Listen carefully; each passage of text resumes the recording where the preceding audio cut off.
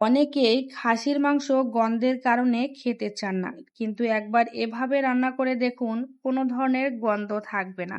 আপনি যে কিসের মাংস রান্না করেছেন কেউ বুঝতেই পারবেন না।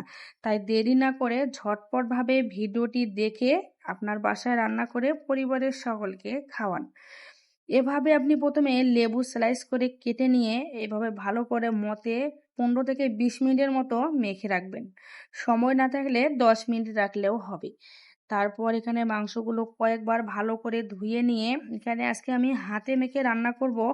আপনারা চাইলে সব ধরনের মশলা দিয়ে মশলা কষিয়ে নিয়ে তারপরে মাংসটা দিয়ে দিতে পারেন। আজকে আমার অনেক ইচ্ছে হয়েছে যে গ্রাম্য স্টাইলে মানে হাতে মেখে রান্না করব। তবে হাতে মেখে রান্না করলে সবচেয়ে বেশি মজা লাগে।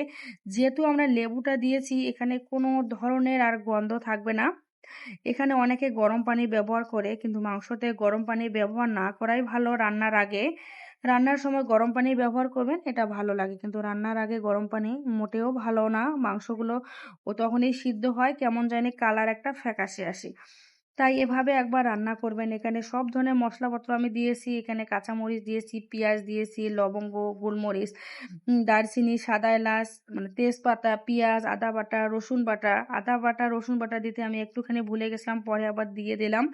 মানে সব কিছু মশলাপত্র দিয়ে তেল দিয়ে হাত দিয়ে ঝাঁকানাকা ঝাঁকানাকা ঝাঁকানাকা করে আপনার হাতে যত বেশি শক্তি আছে তত বেশি এভাবে মাখাবেন। যত বেশি মাখাবেন তত বেশি মশলাগুলো ভিতরে ঢুকবে, খেতে অনেক জোশি লাগবে।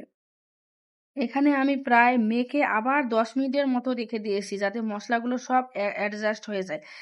তারপরে যে চুলাটা ধরিয়ে এখন বসিয়ে দিলাম। এখানে চাইলে আপনারা খড়ির চুলা রান্না করতে পারেন। এখানে যেহেতু আমরা বাসা বাড়িতে থাকি, খড়ির চুলা আর কই পাবো, তাই আমরা গ্যাসের চুলায় রান্না করে নিচ্ছি। এখানে মাংসটা ভালো করে কষে নিতে হবে। যত বেশি কষাবেন তত বেশি খেতে মজা, এটা তো কথায় আছে। তবে খাসির মাংস একটু বেশি করে কষাতে হয়। তবে লেবু দেওয়ার কারণে এখানে কোনো ধরনের বাজে গন্ধ নাই। বিশ্বাস করবেন না, আমার হাজবেন্ড খেয়ে তো ফিদা হয়ে গেছে, বলে এটা কি রান্না করছে, আমি তো বুঝতেই পারিনি যে এটা খাসির মাংস। কিন্তু অন্য বাসায় যদি আপনি কারো বাসায় খাসির মাংস রান্না করেন, দূর থাকি বুঝতে পারবেন যে এই বাসাটায় খাসির মাংস আজকে রান্না হয়েছে। এত পরিমাণে গন্ধ। খাসির মাংস কিন্তু সবার হাতে খেতে বেশি ভালো লাগে না।